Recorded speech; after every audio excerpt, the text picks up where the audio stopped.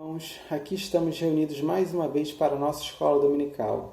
A nossa lição de hoje é a lição de número 13, que é a última lição da nossa revista.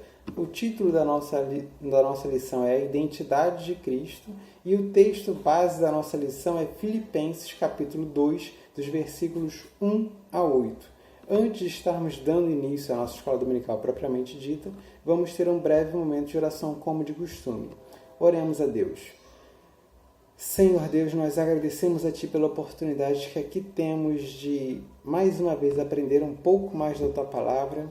Agradecemos a Ti, Deus, por ter nos acompanhado até este momento, até que o Senhor nos ajudou. E Te pedimos, Deus, que o Senhor ilumine a mente de cada um de nós, que o Senhor possa iluminar a minha mente para que eu saiba expor devidamente a Sua Palavra e que o Senhor possa iluminar a mente de cada um daqueles que irão ouvir a exposição para que possam, Deus, compreender devidamente a Sua Palavra, guardá-la em seus corações e aplicá-la em suas vidas. Que assim possa ser conosco, Deus, nós Te pedimos e desde já Te agradecemos no nome de Jesus. Amém. Amém. Lição 13, a lição de hoje, vimos até aqui 12 lições. As lições que nós vimos tratavam do fato de que fomos criados por Deus, tratava da verdade que não é uma verdade minha particular, mas uma verdade proveniente de Deus. Tratamos da unidade e da diversidade que há nos seres humanos. Não somos todos iguais. Há diferenças, mas apesar das diferenças existe uma unidade que liga todo ser humano. Vimos sobre a autonomia, a vida é minha. A vida não é totalmente nossa. A vida é a vida de Deus, o Criador de todas as coisas. Estudamos sobre a vontade de Deus, o mundo de Deus, o dinheiro de Deus, o trabalho nosso, que na verdade o trabalho é também de Deus. Vimos o prazer, nosso prazer, que devemos ter moderação nisso. Vimos a igreja, que não é a igreja do líder da igreja, nem do membro da igreja, é a igreja de Deus. Nós vimos na lição passada sobre Deus, o Deus que não é o meu Deus, não é o seu Deus, é o Deus revelado na Bíblia.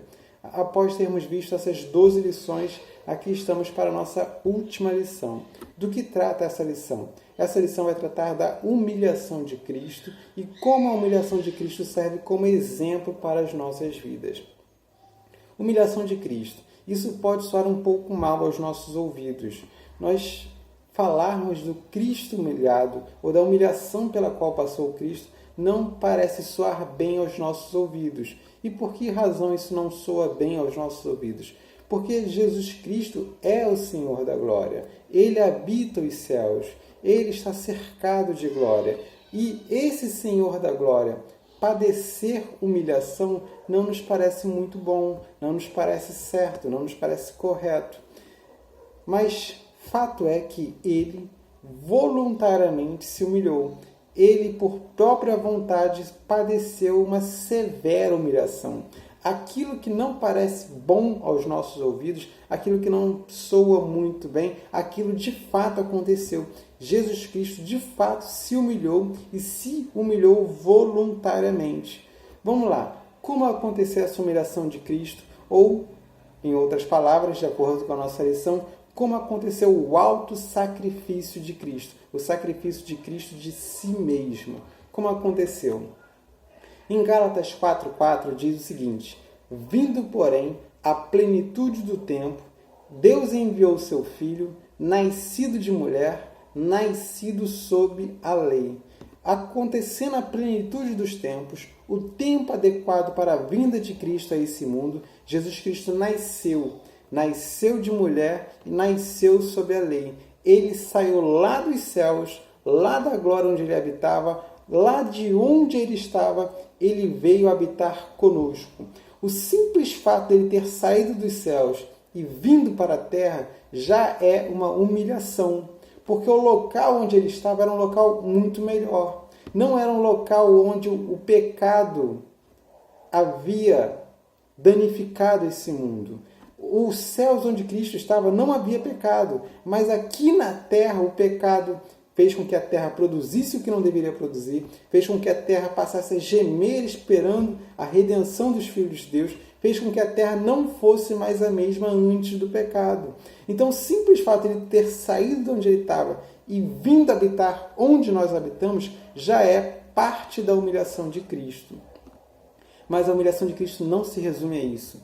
Continuando, Lucas 2,7 diz o seguinte: e ela deu à luz o seu filho primogênito, enfaixou-o e deitou numa manjedoura, porque não havia lugar para eles na hospedaria. Jesus Cristo veio habitar esse mundo, um mundo que estava imerso no pecado. E não apenas veio habitar esse mundo, mas nasceu sob uma família pobre, uma família que não tinha condições, e ele acabou por nascer numa manjedoura. Ele é o Rei dos Reis, o soberano dos soberanos. Ele deveria ter nascido nesse mundo no melhor dos lugares em razão dele ser quem ele é. Mas ele não nasceu no melhor dos lugares. Ainda que ele tivesse nascido no melhor dos lugares, seria humilhação. Porque o melhor dos lugares nessa terra não se equipara aos céus. Mas ele saiu dos céus e nasceu não no melhor dos lugares na terra, mas num lugar simples, de gente pobre, de gente que nada tinha. Ele nasceu numa manjedoura. Assim foi o nascimento do Rei dos Reis nesta terra. Continuando em Hebreus 2, 17 e 18, diz o seguinte: por isso mesmo, convinha que em todas as coisas se tornasse semelhante aos irmãos, para ser misericordioso e fiel sumo sacerdote nas coisas referentes a Deus e para fazer propiciação pelos pecados do povo. Pois naquilo que ele mesmo sofreu, tendo sido tentado, é poderoso para socorrer os que são tentados. Irmãos, ele se tornou semelhante a nós em todas as coisas. Não há uma única coisa em que ele não se tornou semelhante a nós. O corpo em que Cristo habitou e o corpo em que Cristo habitou nesta terra era um corpo exatamente igual ao nosso. Tudo quanto nós podemos padecer, ele pôde padecer. Todas as coisas pelas quais nós passamos, ele passou. Ele experimentou cada uma das nossas coisas, das coisas pelas quais passamos nessa vida. Ele não se tornou alguma coisa distinta de nós, mas ele se tornou verdadeiramente homem, assim como nós somos, para passar por tudo quanto passamos. Não havia diferença. Ele se tornou verdadeiramente homem, assim como nós somos. Ele não se tornou algo distinto de nós aqui na terra. E nesta terra, diz Hebreus 12, 3, o seguinte: considerai, pois, atentamente aquele que suportou tamanha oposição dos pecadores contra si mesmo, para que não vos fatigueis, desmaiando em vossa alma. Ele, nesta terra, veio para salvar o seu povo. E o seu povo se colocou, boa parte dele, se colocou contra ele mesmo. O povo pelo qual ele veio se colocou contra ele. Ele suportou os pecadores contra ele. Ele veio fazer uma boa obra. Ele veio efetuar a redenção do seu povo. E muitos se colocaram contra ele, contra a obra que ele estava fazendo em favor do povo. Ele veio fazer algo bom pelo povo e o povo se colocou contra ele. Ele suportou essa oposição do povo. Ele veio em prol do povo, mas o povo ficou contra ele. Em Mateus 4:1 diz: a seguir, foi Jesus levado pelo Espírito ao deserto para ser tentado pelo diabo. O povo se colocou contra ele. Ele passou por todas as coisas pelas quais nós passamos. E ele ainda foi tentado pelo diabo no deserto. O diabo também se colocou contra ele. O mesmo inimigo das nossas almas também é inimigo. Foi inimigo de Jesus. Jesus passou por todas as coisas pelas quais nós passamos. Mais uma coisa em relação à vida de Jesus, irmãos. Em Mateus 27, 3 e 4, que diz o seguinte: então Judas, o que o traiu, vendo que Jesus fora condenado, tocado de remorso, devolveu as 30 moedas de prata aos principais sacerdotes e aos anciãos, dizendo: pequei traindo sangue inocente. Eles, porém, responderam: que nos importa? Isso é contigo. Jesus foi traído por um amigo que andou com ele por anos. Aquele que estava ali ao lado de Jesus, dia após dia, junto de Jesus, aprendendo de Jesus, traiu Jesus. Todas as coisas pelas quais nós passamos, Jesus também passou. Assim como um amigo pode nos trair, assim Jesus também foi traído. Foi traído por 30 moedas de prata. Judas sentiu remorso por conta do seu pecado. Em Hebreus 12, 2 diz o seguinte: olhando firmemente para o autor e consumador da fé, Jesus, o qual, em troca da alegria que lhe estava proposta, suportou a cruz, não fazendo caso da ignomínia, e está assentado à destra do trono de Deus. Jesus suportou a ignomínia e não fez caso dela. O que seria isso? Ele suportou o desprezo das pessoas em meio ao julgamento público pelo qual ele passava. Ele estava passando por um julgamento vergonhoso, as pessoas olhavam para ele, desprezavam a ele. Ele passou por tudo isso por conta da alegria que estava proposta a ele. Que alegria seria essa? A nossa salvação. Jesus fez tudo isso, passou por toda aquela situação horrível por conta da nossa salvação. Ele via a nossa salvação, se alegrava com isso e por conta disso ele passou por toda aquela situação horrível. E mais, irmãos, Gálatas 3,13. Cristo nos resgatou da maldição da lei, fazendo Ele próprio maldição em nosso lugar, porque está escrito: maldito todo aquele que for pendurado em madeiro. Jesus não apenas suportou o desprezo do julgamento, não apenas foi traído, não apenas passou por tudo quanto nós passamos, mas sem pecado. Jesus não apenas passou por todas essas coisas até agora listadas. Ele foi até a cruz e na cruz ele suportou a maldição que deveria ser nossa. Aquilo que nós merecíamos por conta dos nossos pecados, ele sofreu, ele padeceu. Aquilo que deveria ser nosso, ele carregou. Ele foi reto por toda a vida. Ele experimentou todas as coisas que nós experimentamos, mas sem pecado. Ele foi plenamente justo, plenamente reto. Não havia pecado algum nele. Essa retidão ele imputou a cada um de nós, atribuiu a cada um de nós. E os pecados nossos, que mereciam a pena eterna, que mereciam o inferno eterno, ele levou na cruz. A maldição que deveria ser nossa, ele carregou. Ele carregou toda a maldição por todos os nossos pecados, ele carregou na cruz. De forma que não há nenhuma condenação sobre as nossas vidas. Toda a condenação que existia, ele já levou. Não há mais condenação para as nossas vidas. Não há mais condenação nenhuma para cada um de nós. De forma que fomos justificados. Somos considerados justos diante de Deus. Porque não há nenhum pecado a ser imputado a nós. Porque Cristo levou a maldição de cada um deles. Por fim, irmãos, ainda sobre o alto sacrifício de Jesus, sobre a humilhação de Cristo, em 1 Coríntios, capítulo 15, versículos 3 e 4, diz o seguinte: antes de tudo, vos entreguei o que também recebi, que Cristo morreu pelos nossos pecados, segundo as Escrituras, e que foi sepultado e ressuscitou ao terceiro dia, segundo as Escrituras. Cristo morreu na cruz e ressuscitou ao terceiro dia. Ele passou por isso para que nós fôssemos salvos. Tudo isso, irmãos, é a humilhação de Cristo. Aquilo que ele fez por cada um de nós. A alegria que estava proposta a ele. Ele passou por todas essas coisas com o intuito de nos salvar. E, irmãos, isso é para a nossa salvação, mas não apenas para a nossa salvação. Isso é também para nosso exemplo. Exemplo de como devemos viver.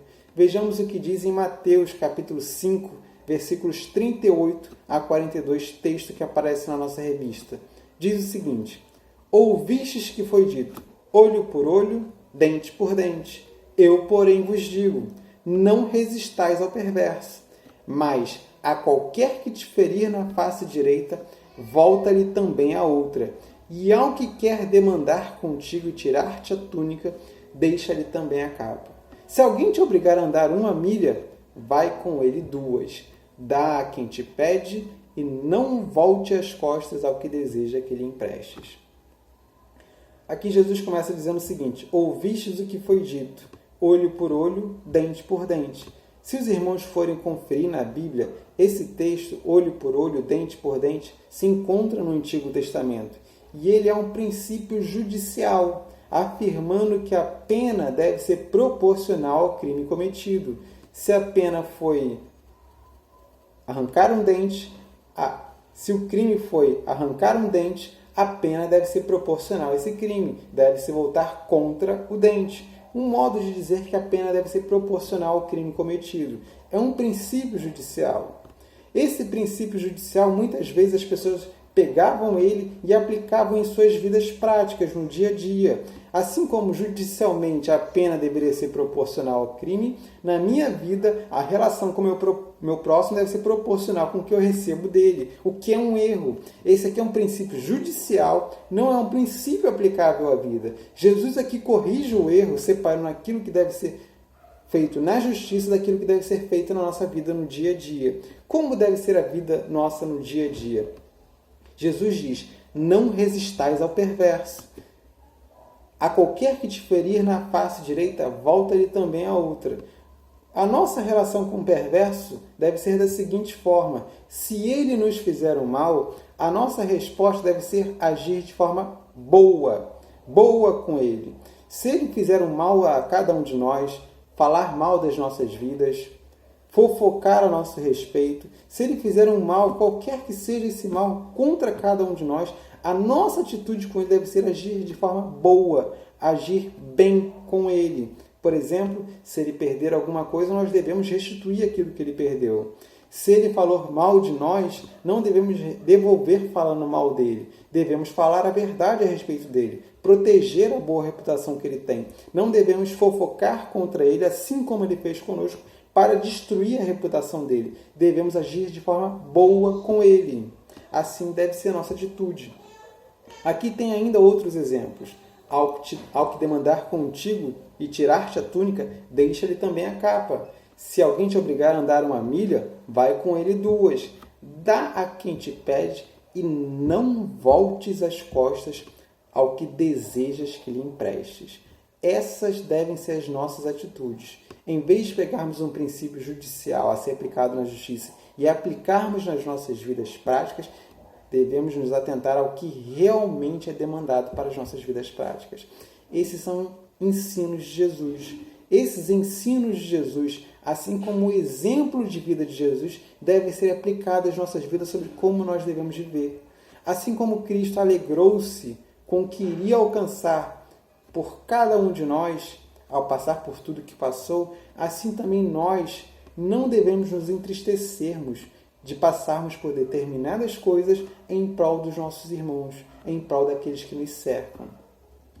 Outro texto, 1 Coríntios 11:1, diz o seguinte: sede meus imitadores, como também eu sou de Cristo.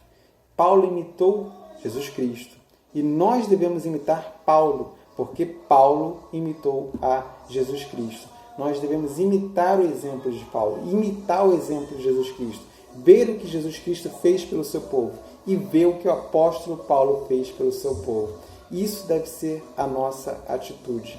Em Filipenses 3, 17 e 18 diz o seguinte: irmãos, sede imitadores meus e observai os que andam segundo o modelo que tendes em nós, pois muitos andam entre nós, dos quais, repetidas vezes, eu vos dizia e agora vos digo até chorando, que são inimigos da cruz de Cristo.